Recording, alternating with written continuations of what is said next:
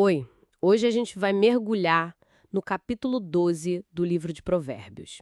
Vamos explorar as distinções bem claras que ele faz, sabe? Entre sabedoria e tolice, retidão e maldade, e como as nossas escolhas de todo dia no caráter, no que a gente fala, no que a gente faz, parecem definir um caminho, pelo menos segundo o texto. Ok, vamos desempacotar isso.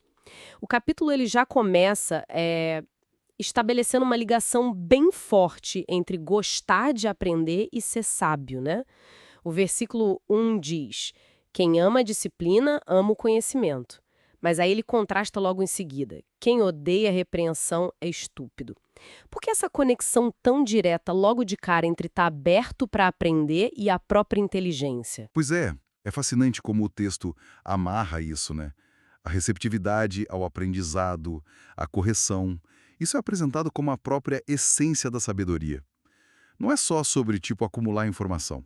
É mais ter a humildade de reconhecer que a gente não sabe tudo. Lembra do versículo 15?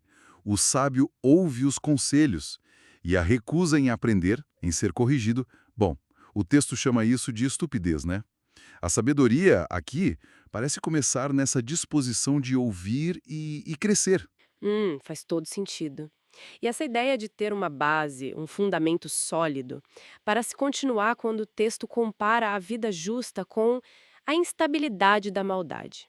Fala da raiz dos justos que não será removida Exato. e da casa dos justos que permanece firme.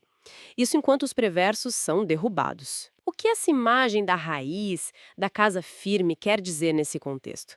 É só segurança material, tipo dinheiro, bens? Olha, eu acho que vai além do material, sim. A raiz, a casa firme, elas sugerem uma estabilidade que vem da própria natureza da retidão, como o texto a descreve. É quase uma lógica de causa e efeito moral, sabe? A maldade, como está ali nos versículos 3 e 5, ela é inerentemente instável. Ela se destrói a longo prazo. Já a retidão, as escolhas justas, elas criam essa base sólida, uma estrutura de vida que aguenta as tempestades, digamos assim. Tem uma promessa de permanência ligada ao caráter justo. Entendi. E a forma como a gente fala entra pesado nessa equação também, né? A linguagem usada é forte. Há palavras que ferem como espada. Nossa, mas a língua dos sábios traz a cura. Essa descrição do poder quase físico das palavras é bem impactante. Como o texto desenvolve essa ideia da comunicação ser uma força tão ativa assim? Exatamente, é isso. As palavras são mostradas como ferramentas, ferramentas poderosas. Elas não são neutras. E o contraste entre verdade e mentira é central nisso.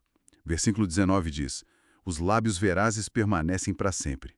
Permanecem. Isso. Enquanto a língua mentirosa dura apenas um momento. Hum. A verdade é ligada à durabilidade, à cura, à confiança. Constrói algo. Já a mentira e as palavras que ferem como espada, né, são efêmeras, destrutivas. O versículo 22 diz que desagradam até o divino. Então a comunicação honesta, sábia, é vista como essencial para a vida, para os relacionamentos. E o capítulo também desce para exemplos bem práticos, né?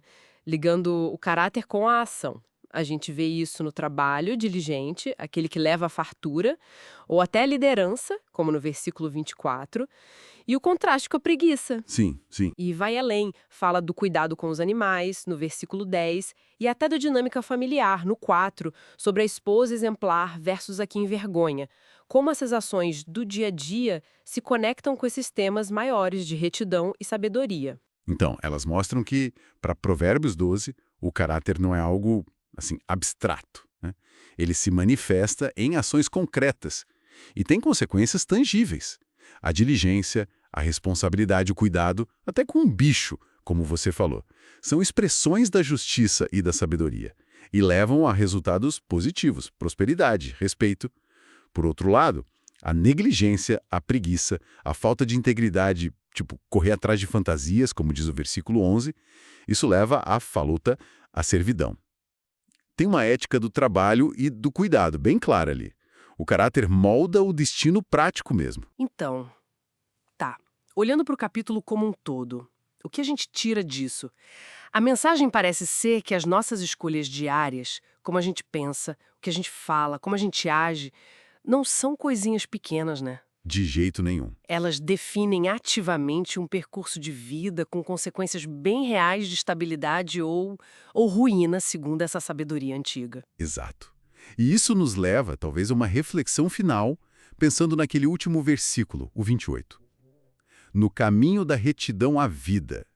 Essa é a vereda para a imortalidade. Olha, deixando um pouco de lado a interpretação puramente teológica de imortalidade, como essa ideia de um caminho de vida, um caminho de integridade, de sabedoria prática, de trabalho honesto, de palavras que curam, como isso ressoa hoje? Como esses princípios, vindos de um contexto tão antigo, dialogam com as complexidades, os dilemas que a gente enfrenta agora na vida contemporânea? Fica aí a provocação para a gente pensar, né?